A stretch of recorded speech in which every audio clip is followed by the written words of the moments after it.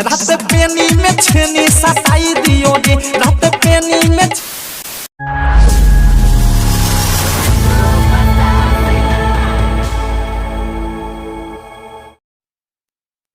अरे मध्य बॉबी बोलावा हाली स्टेट बा खाली। ठीक बा, कौन बा रे? आवे के बतावा से हल्दी सर रखले बना इनाम में तो उनके रोड पर पियर का हल्दी।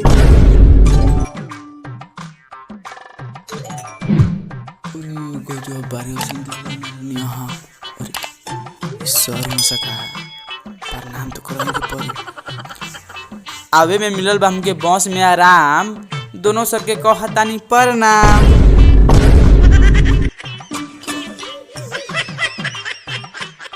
का रे कैसे तोरे काला हो गला चांद? का बताई सर, बस पर उधर के आओ तनी हम सर वाला गला घाम ये से सुखा गला हमार चाम।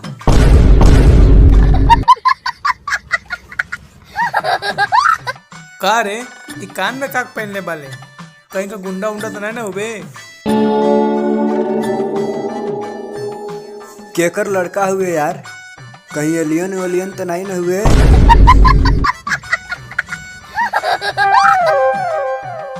अरे नहीं हो। कहाँ से आए हुए? रुको जरा सबर करो। हाँ हम बिहार से आए हैं। बिहार से तो गई बे कि जाई बे? नहीं कि एक हजार का माइक लेके आए बनी गावे खातिर न कि जाए खातिर?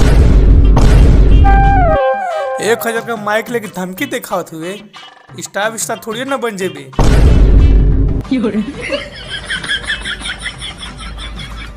काहे नहीं बनब हो? कैसे हीरो बन जाइब हो? जब से कुछो नहीं सुनाइब तो कैसे हीरो बन के जाइब? आइल बानी तो हीरो बनिए के जाई, और चौकल बानी स्टेट पर तो हीरोइए के जाई।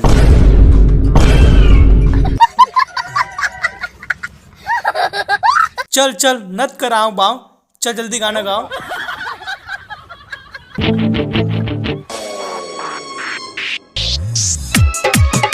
सताई दियो रे, सताई दियो रे। अरे जियो होला। सही में हिला दे का?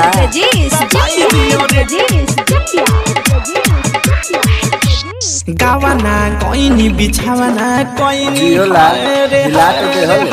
रे हाय गावाना कोइनी बिछावाना कोइनी नकस नथिया हटाई दियो रे, का कहीं मोरा सैया के खेला। रात पेनी में छेनी सताई दियो रे, रात पेनी में छेनी सताई दियो रे, रात पेनी में छेनी सताई दियो रे। गावाना कोइनी बिछावाना कोइनी हाय रे हाय रे हाय रे हाय। गावाना कोइनी बिछावाना कोइनी नकस नथिया हटाई दियो रे, का कहीं मोरा सैया के खेला। रात पेनी में छेनी सताई दियो रे, रात पेनी में छेनी सताई दियो रे, रात पेनी में छेनी सताई दियो रे।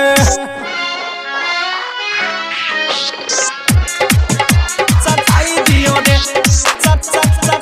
सताई दियो रे। डीजे ब्रजेश जुबना हमार ठोके कपार रूसल बायसन भातार से। जवानी जियान सुखले बिहान हो खता उनका विचार से। हाय हाय आही रे माई जुबना हमार ठोके कपार रूसल बायसन भातार से। जवानी जियान सुखले बिहान हो खता उनका विचार से। हाय हाय ओखरे सुतावी मन लाला चावे आही रे माई ओखरे सुतावी मन लाला चावे। जगे बजा के भटकाई दियो रे, का कहीं मोरा सैया के खेला। रात पेनी में छेनी सताई दियो रे, रात पेनी में छेनी सताई दियो रे, रात पेनी में छेनी सताई दियो रे। पेनी में छेनी, पेनी में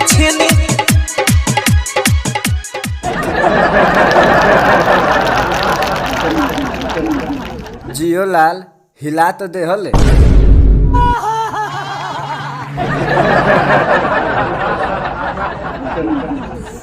लगत करबे अपने माए बाबू के रोशन नाम हिले आके ले जो अपनी नाम।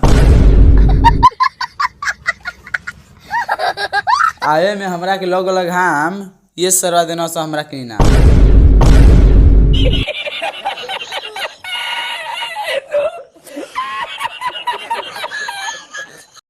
तो हेलो दोस्तों, आपको कैसा लगा हमारा ये भोजपुरी इंडियन धमाका वीडियो?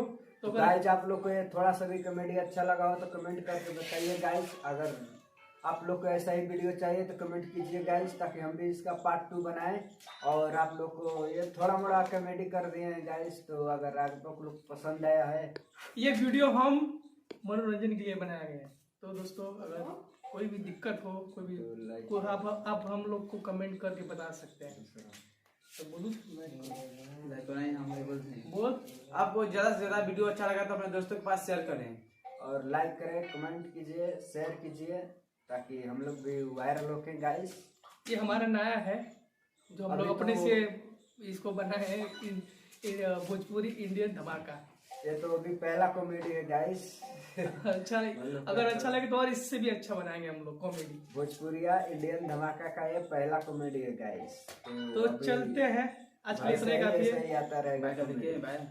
बाय।